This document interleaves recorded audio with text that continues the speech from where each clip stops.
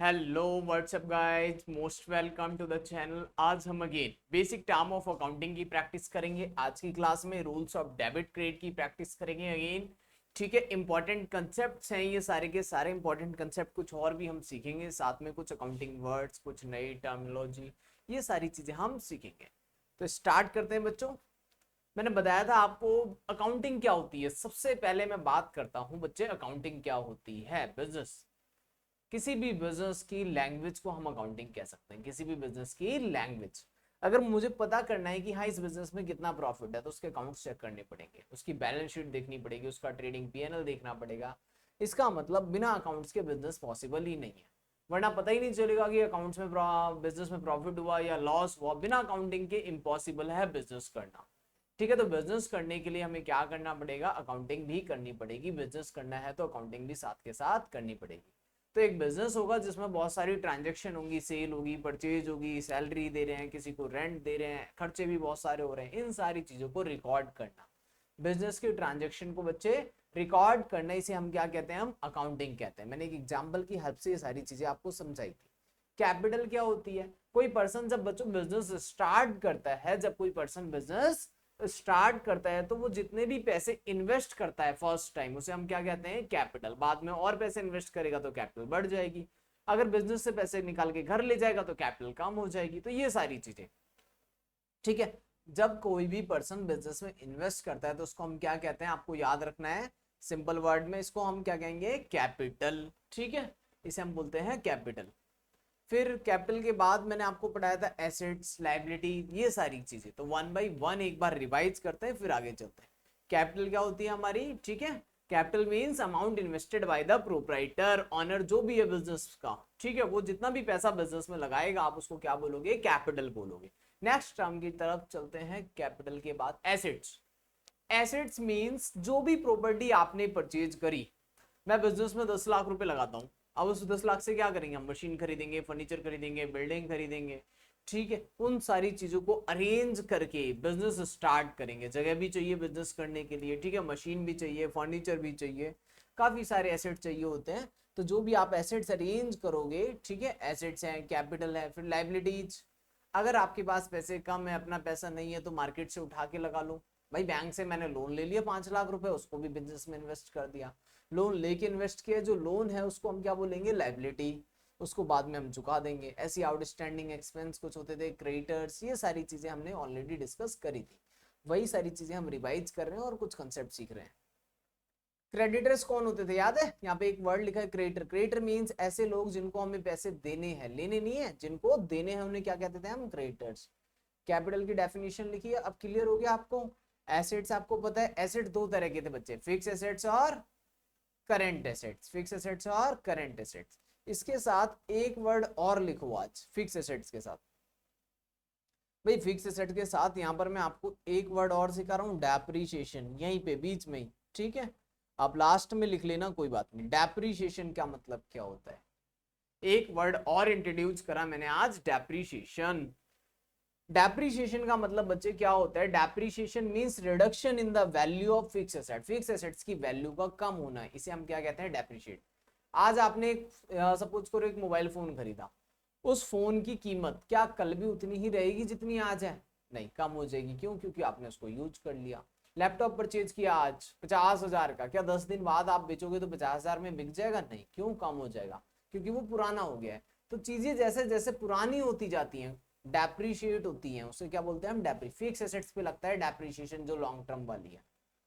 Machinery है, furniture है, building है, हमारा कंप्यूटर है, ये सारी चीजें, लैपटॉप है, ऑफिस इक्विपमेंट्स हैं, प्रिंटर्स हैं, ये सारी चीजें क्या होती हैं, हमारी डेप्रीशिएट होती है, क्योंकि इनकी वैल्यू क्या हो जाती है बच्चे, कम हो जाती है।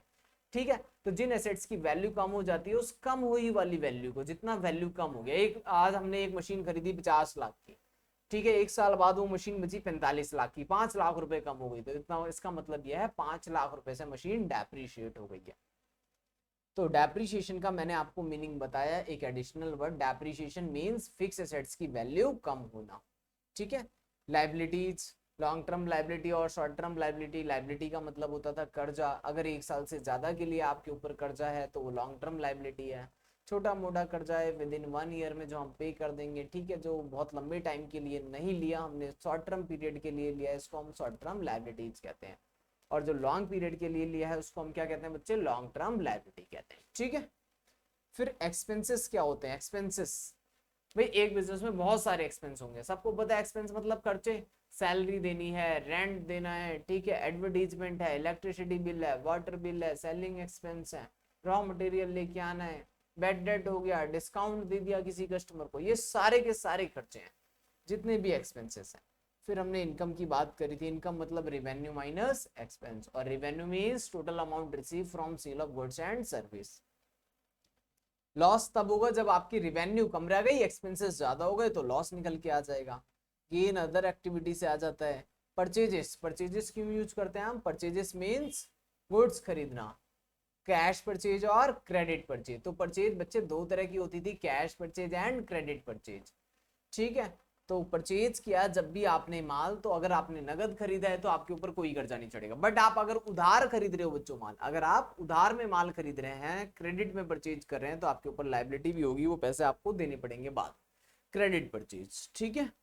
क्रेडिट परचेज से क्रेडिटर अराइज होते हैं जिनके पैसे हम बाद में देते हैं। क्रेडिटर मींस वो लोग जिनको आपको पेमेंट करनी है बट बाद में, ठीक है। और देखते हैं सेल्स। सेल्स मींस जो हमने माल खरीदा था उसको बेचेंगे भी, तो जिस माल को आप बेचते हो उसे क्या कहते हैं हम, सेल्स। सेल किया, सेल कैश सेल भी होती है और क्रेडिट सेल भी होती है। कैश सेल से हमने माल बेचा, अमाउंट तुरंत रिसीव हो जाएगा। क्रेडिट सेल में अमाउंट बाद में मिलेगा आपको, अभी हमने माल बेच दिया बट अमाउंट बाद में रिसीव होगा। क्रेडिट सेल से क्या राइज होगा, डेटर्स। तो डेटर मीन जिन लोगों से हमें पैसे लेने हैं उसको हम क्या बोलते हैं, डेटर, और जिनको पैसे देने हैं उसको हम क्या बोलेंगे, क्रेडिटर बोलेंगे। सिंपल सा वर्ड है, ठीक है, डेटर्स एंड क्रेडिटर्स। किसी के कोई डाउट्स हैं तो वो पूछ सकता है मुझसे कमेंट में, ठीक है। बाकी परचेज रिटर्न्स, जो आपने माल खरीदा था उसमें कुछ पीसेस डिफेक्टेड निकल गए, कोई आइटम खराब निकल गया, तो बच्चों क्या करेंगे, हम खरीदा हुआ माल वापस कर देंगे, उसे हम क्या कहेंगे, परचेज रिटर्न्स, ठीक है, परचेज रिटर्न। सेल्स रिटर्न मतलब जो माल हमने बेचा था उसमें से कुछ माल हमें वापस मिल गया, बेचा हुआ माल क्या हो गया, वापस आ गया, इसको आप क्या बोलोगे, सेल्स रिटर्न बोलोगे। सेल्स रिटर्न मींस बेचा हुआ माल वापस आ गया, ठीक है। और परचेज रिटर्न मींस खरीदा हुआ माल हमने वापस कर दिया। स्टॉक, माल बेचने के बाद जो हमारे पास माल बच जाएगा उसको हम क्या कहते हैं, स्टॉक बोलते हैं। क्लोजिंग स्टॉक बोलते हैं, ओपनिंग स्टॉक बोलते हैं, रखा हुआ गुड्स, ठीक है। जो माल हमने खरीदा था उसे गुड्स या स्टॉक बोलेंगे। रेवेन्यू मैंने ऑलरेडी आपको बता दिया है, रेवेन्यू मींस जितना भी अमाउंट रिसीव होता है उसको हम सेल करने से या सर्विस देने से उसे क्या कहते हैं, रेवेन्यू। ड्राइंग, भाई पर्सनल खर्चों की भी तो जरूरत है, एक बिजनेसमैन है, बिजनेस करता है, अब सेल करने से जो पैसा है, जो प्रॉफिट आया वो घर भी तो ले जाएगा। जब अमाउंट वो घर ले जाएगा तो जितना अमाउंट भी बचे वो घर ले जाएगा, उसको हम क्या कहते हैं, ड्राइंग्स। जब भी कोई प्रोप्राइटर पर्सनल यूज के लिए पैसे बिजनेस में से निकाल के घर ले जाता है पर्सनल एक्सपेंसेस के लिए, तो उसे हम क्या कहेंगे, ड्राइंग्स। नेक्स्ट वर्ड की तरफ आते हैं, अगला वर्ड है बच्चों डिस्काउंट, ठीक है, अच्छे से समझना। ड्राइंग समझा, किसी को पर्सनल खर्चों की जरूरत थी घर में तो वो ड्राइंग था, ठीक है। किसी को अपने घर में पर्सनल एक्सपेंसेस हो सकते हैं, घर के जो भी खर्चे हैं, घर के खर्चे पूरे करने के लिए बिजनेस से कुछ पैसा घर ले गया, तो उसको हम क्या कहते थे, ड्राइंग। डिस्काउंट दो तरह का था, ट्रेड डिस्काउंट और कैश डिस्काउंट। इसका एक्सप्लेनेशन मैंने आपको लास्ट वीडियो में दे दिया था। Entry, recording of the transaction in the accounts book is called making an entry, or the recorded of transaction in book is called an entry। Accounts में record करते हैं हम सारी ट्रांजेक्शन्स को, जब ट्रांजेक्शन्स की आप एंट्री करोगे, रिकॉर्ड करने का मतलब है अकाउंट्स में क्या बोलेंगे हम, एंट्री कर दो भाई, ठीक है। टर्नओवर, टर्नओवर का मतलब होता था बच्चों सेल्स। सेल्स मतलब कैश सेल और क्रेडिट सेल, टोटल सेल को हम टर्नओवर कहते हैं। टर्नओवर मींस और कुछ भी नहीं है, टर्नओवर का मतलब क्या है, बस सेल्स। इंसॉल्वेंट, इंसॉल्वेंट मींस ऐसा व्यक्ति जो अपने कर्जे नहीं चुका सकता, कर्जे तो ले लिए उसने बट वो चुका नहीं पा रहा। अगर कोई व्यक्ति अपने कर्जे नहीं चुका पा रहा तो हम उसको क्या बोलते हैं, इंसॉल्वेंट। वो एबल नहीं है, उसके पास पैसे नहीं है, ठीक है, इनकैपेबल है वो, ठीक है, तो उसे हम क्या बोलेंगे, इंसॉल्वेंट। सॉल्वेंट मींस कैपेबल है, जो जो अपने लायबिलिटी चुका सकता है उसको हम क्या बोलते हैं, सॉल्वेंट। जिसके पास एसेट ज्यादा है और लाइबिलिटी कम है। ये लिखा है मैंने 19 पॉइंट में, आप देख सकते हैं सामने आपके स्क्रीन पे। ठीक है, ये क्या है हमारा सॉल्वेंट। सॉल्वेंट मींस ऐसा व्यक्ति जो अपने कर्जे चुका सकता है। ठीक है, और इंसॉल्वेंट मींस जो नहीं चुका सकता, सिंपल। बैड डेट्स, अब जो बैड डेट की तरफ चलो। Bad debt means the amount which could not be recovered, ऐसा अमाउंट डेटर से जो नहीं रिकवर होने वाला, उसको हम बैड डेट बोलते हैं। हमने सेल करी थी उधार में, लोगों से हमें पैसे लेने थे, बट वो अमाउंट हमें रिसीव नहीं हुआ, इसलिए हम उसको क्या बोलते हैं, बैड डेट्स।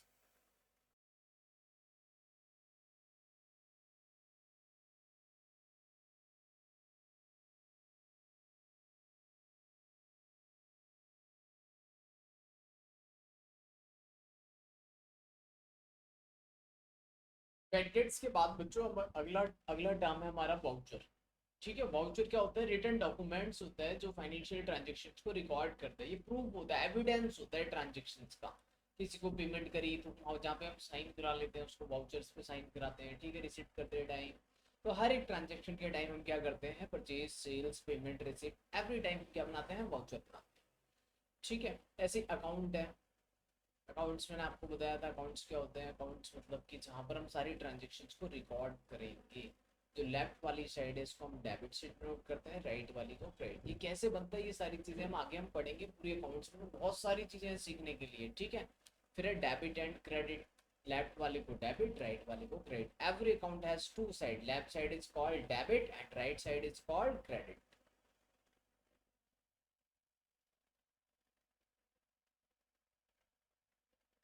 तो ये सारे कुछ हमारे इंपॉर्टेंट टॉपिक्स। इसके बाद बच्चों मैंने आपको क्या पढ़ाया था, और इसके अलावा मैंने आपको पढ़ाया था rules of debit and credit. Rules of debit and credit एक बार वो भी डिस्कस करते हैं। Rules of debit and credit. Rules of debit and credit में मैंने आपको 3 रूल लिखवाए थे। फर्स्ट रियल के लिए, सेकंड नॉमिनल के लिए, and last one is personal. Last वाला पर्सनल। ठीक है, पर्सनल के लिए 3 रूल मैंने आपको लिखवाए थे, रियल, नॉमिनल और पर्सनल। इसके लिए मैंने लिखवाया था debit word comes in, credit word goes out. आने वाला डेबिट, जाने वाला क्रेडिट। नॉमिनल में एक्सपेंस और इनकम की बात होती है। एक्सपेंसेस डेबिट और इनकम क्रेडिट। जितने भी इनकम होगी वो क्या करनी है, क्रेडिट, और एक्सपेंस डेबिट। ठीक है, और रियल में debit word comes in, credit word goes out. Personal में एक रूल लिखवाया था, debit the receiver and credit the giver. तो ये rule of debit and credit हमने पढ़ लिए थे ऑलरेडी। एक बार और देख लेते हैं ये सारी चीजें। एसेट्स बाय नेचर क्या होती है बच्चों, डेबिट होती है, लेकिन जब इंक्रीज होगी तो क्या करोगे आप, डेबिट, और डिक्रीज होगी तो क्रेडिट करोगे। ठीक है, एसेट्स के बाद मैं बात करूं लाइबिलिटी की। बाय नेचर तो ये क्रेडिट होती है, बाय नेचर क्रेडिट होती है, बट जब इंक्रीज होगी तो क्रेडिट करेंगे, डिक्रीज होगी तो डेबिट करेंगे। सिंपल सी बात है। ठीक है, ऐसे ही एसेट्स है, लाइबिलिटी है, एसेट्स और लाइबिलिटी। ठीक है, कैपिटल, कैपिटल भी सेम लाइबिलिटी की तरह क्रेडिट होती है। इंक्रीज होगी तो क्रेडिट, डिक्रीज होगी तो क्या करेंगे हम, डेबिट्स करेंगे। इसके बाद एसेट्स, लाइबिलिटी, कैपिटल, एक्सपेंस, ये सब पांचों चीजें अच्छे से पता होनी चाहिए। एक्सपेंस ऑलवेज डेबिट करोगे, कभी क्रेडिट नहीं करना। क्या करना है, डेबिट। इनकम, इनकम को क्या करोगे, क्रेडिट। तो ये rules of debit and credit थे कुछ जो आपको हमेशा याद रखो। ठीक है, कुछ चीजें मैं इससे डिस्कस कर देता हूँ। देखो एग्जाम्पल, भाई मैंने सैलरी पे करी, बताओ डेबिट होगा या क्रेडिट होगा। सैलरी दी है, रेंट पे करा, एडवर्टीजमेंट का खर्चा दिया। ठीक है, बेड डेट्स हो गया हमारा। तो ये सारे खर्चे हैं, और खर्चे हमेशा क्या होंगे बच्चों, खर्चे हमेशा डेबिट में लिखने हैं। ये सारे खर्चे क्या होंगे, हमेशा डेबिट। कैसे लिखते हैं, कहाँ परसेंट करना है, वो बात की बात है, लेकिन खर्चे हैं तो रिकॉर्ड कहाँ करने हैं, ये हमें डेबिट पे रिकॉर्ड करने हैं। इंपॉर्टेंट काम ये है। ठीक है, जितने भी खर्चे हैं। ठीक है, तो सारे खर्चे हम कहाँ पे रिकॉर्ड करते हैं बच्चे, डेबिट में। अगर इनकम की बात करें तो जितने भी इनकम, डिस्काउंट रिसीव, डिस्काउंट अगर रिसीव हो रहा है, रेंट रिसीव हो रहा है, कमीशन रिसीव हो रहा है। ठीक है, रेंट रिसीव, कमीशन रिसीव, तो कभी रिसीव हो रही है ये चीजें, तो ये हमारी इनकम है। ये कहाँ लिखोगे, क्रेडिट साइड। इनकम क्या करनी है आपको, क्रेडिट, और एक्सपेंसेस क्या करने हैं बच्चों, डेबिट। और बेड डेट हुआ था मतलब पैसा डूब गया था। बेड डेट रिकवर भी हो सकता है फ्यूचर में। अगर बेड डेट रिकवर होगा तो कहाँ पे हम इसको लिखेंगे, बेड डेट रिकवर को क्रेडिट में लिखेंगे। ठीक है, इस तरीके से। एसेट्स की बात करते हैं, खर्चे और इनकम की बात करिए। एसेट्स, मशीन खरीदी, मशीन खरीद के लाए हैं हम। ठीक है, फर्नीचर खरीदी, फर्नीचर खरीदा है, मशीनरी खरीदी है। ये सारी चीजें जब एसेट्स बढ़ रही होगी बच्चों, क्या करोगे आप, डेबिट करोगे। एसेट्स अगर कम हो रही होगी, कोई एसेट्स खराब हो गई, हमने बेच दी उठा के, तो क्रेडिट करना है। ठीक है, एसेट्स परचेज करेंगे तो क्या करना है आपको, डेबिट। जब एसेट्स आप सोल्ड करोगे तो क्या करना है, क्रेडिट। एसेट सोल्ड करते टाइम क्रेडिट, एसेट परचेज करते टाइम डेबिट। बिल्कुल कंसेप्ट वाइज याद रखना है एसेट्स। ऐसे ही लाइबिलिटी, लाइबिलिटी कब बढ़ती है, जब आप उधार में माल खरीदते हो।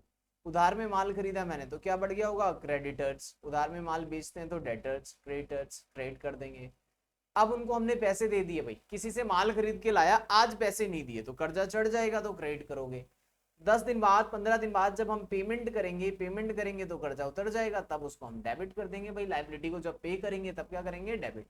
ऐसे एक वर्ड में आपको और बताता हूं, आउटस्टैंडिंग एक्सपेंस। ऐसे खर्चे जो ड्यू तो हो चुके हैं, लिख लो, ये नया वर्ड है। Expense due but not paid, expense due but not paid. देखो इसका एग्जांपल, ये महीना पूरा बीत गया, 1 महीने का मुझे रेंट देना था, मैंने कहा भाई इस महीने तो नहीं दूंगा। ये महीना जैसे ही खत्म हुआ, मैंने उसको ऑनर को मना कर दिया, मैंने कहा नेक्स्ट पीरियड में ले लेना भाई। तो यहाँ पर क्या बोलेंगे हम इसको, आउटस्टैंडिंग रेंट। अगले महीने ये आउटस्टैंडिंग रहेगा अगले महीने के लिए, भाई बाकी है ना पिछले महीने का भी। तो जो खर्चे आपने पे नहीं करे, जैसे क्रेडिटर के पैसे नहीं दिए थे, वो लाइबिलिटी थी, ये भी लाइबिलिटी है। ऐसे ही कुछ खर्चे होते हैं, अगर पे कर दोगे तो कोई बात नहीं, ड्यू हुआ और पे हो गया। लेकिन अगर आपने ड्यू होने के बाद भी पे नहीं करा तो क्या बन जाएगा, वो आउटस्टैंडिंग एक्सपेंस। और वर्ड बताता हूँ आउटस्टैंडिंग के साथ, प्रीपेड एक्सपेंस। अगर कभी लिखा हुआ आ जाए बच्चों, क्या लिखा हुआ आ जाए, प्रीपेड एक्सपेंस। अगर बच्चे प्रीपेड एक्सपेंस आ जाएगा तो इसको आप क्या ट्रीट करेंगे, एसेट्स। नॉट ड्यू, ऐसा खर्चा जो ड्यू तो नहीं हुआ पर मैंने पहले ही पे कर दिया। अगले महीने का रेंट भी अभी दे दिया, अगले महीने के स्टाफ की सैलरी अभी दे दी हमने, एडवांस में पेमेंट कर दी, तो उसको एसेट्स माना जाएगा, एक्सपेंस नहीं माना जाएगा। ठीक है, उसे एसेट्स माना जाएगा। और टाइम आने पे भी नहीं दोगे तो उसको क्या बोलेंगे हम, आउटस्टैंडिंग एक्सपेंस। इस तरीके से आपको सारे वर्ड्स याद रखने। थोड़ी से मैंने डेप्रीशिएशन आज कुछ नया बता दिया। ठीक है, प्रीपेड एक्सपेंस बता दिया, आउटस्टैंडिंग एक्सपेंस बता दिया ये। ठीक है, outstanding expense means liability, prepaid expense means assets. तो ये सारे वर्ड्स अच्छे से आपको क्लियर होने चाहिए। ठीक है, टाइप ऑफ अकाउंट्स अगर आपसे कोई पूछ ले तो रियल, नॉमिनल और पर्सनल। ठीक है, रियल अकाउंट्स, नॉमिनल अकाउंट और पर्सनल अकाउंट। अच्छा, एक चीज और देखो बच्चों, branches of account, branch of account. अब जो आप 11th क्लास में बच्चों अकाउंट्स पढ़ते हैं, या सीए फाउंडेशन में पढ़ते हैं, सीएमए फाउंडेशन में, तो वो हम पढ़ते हैं फाइनेंशियल अकाउंट, फाइनेंशियल अकाउंट। ठीक है, इसके अलावा कुछ अकाउंट्स और होती है फाइनेंशियल अकाउंट के अलावा। एक होता है कॉस्ट अकाउंट, फिर इसका भी एडवांस लेवल होता है third, management account, management account. ठीक है, financial account, cost account and management account, अगर आपसे कोई ब्रांचेस पूछे तो। अभी हमें क्या पढ़ना है, फाइनेंशियल अकाउंट बहुत लेंथी है। ठीक है, अच्छे से डीप में 11th में, 12th में, ग्रेजुएशन में, ये हर जगह फाइनेंशियल अकाउंट। तो हम जो पढ़ रहे हैं अभी, फाइनेंशियल अकाउंट पढ़ रहे हैं, डबल एंट्री बुक कीपिंग। ठीक है, तो ब्रांचेस ऑफ अकाउंटिंग 3 है, बस नाम आपको याद रखना है। कॉस्ट अकाउंटिंग में हम कॉस्ट की बात करेंगे सिर्फ, कि किसी प्रोडक्ट को बनाने में खर्चा कितना आता है। मैनेजमेंट अकाउंट में कंट्रोलिंग वगैरह की बात करेंगे, खर्चों को कंट्रोल करना, एक्सपेंशन करना बिजनेस को, उसमें कितना खर्चा आएगा, तो ये अलग लेवल की। ठीक है, अभी आपको क्या अच्छे से पढ़ना है, फाइनेंशियल अकाउंट। ठीक है, हमारे पूरे क्लासेस में यही चलेगा, फाइनेंशियल अकाउंट। और अगली क्लास में कुछ हम नया टॉपिक स्टार्ट करने वाले हैं नेक्स्ट लेक्चर में, तो वो हम स्टार्ट करेंगे अकाउंटिंग इक्वेशन, अकाउंटिंग इक्वेशन। ठीक है, तो इसके लिए मैं एक फॉर्मूला आपको दे रहा हूं, जो फॉर्मूला आपको याद रहना चाहिए, assets equal to liability, assets equal to liabilities plus capital. तो ये आपको फॉर्मूला बेसिक याद रहना चाहिए, एसेट्स बराबर लायबिलिटी प्लस कैपिटल होता है।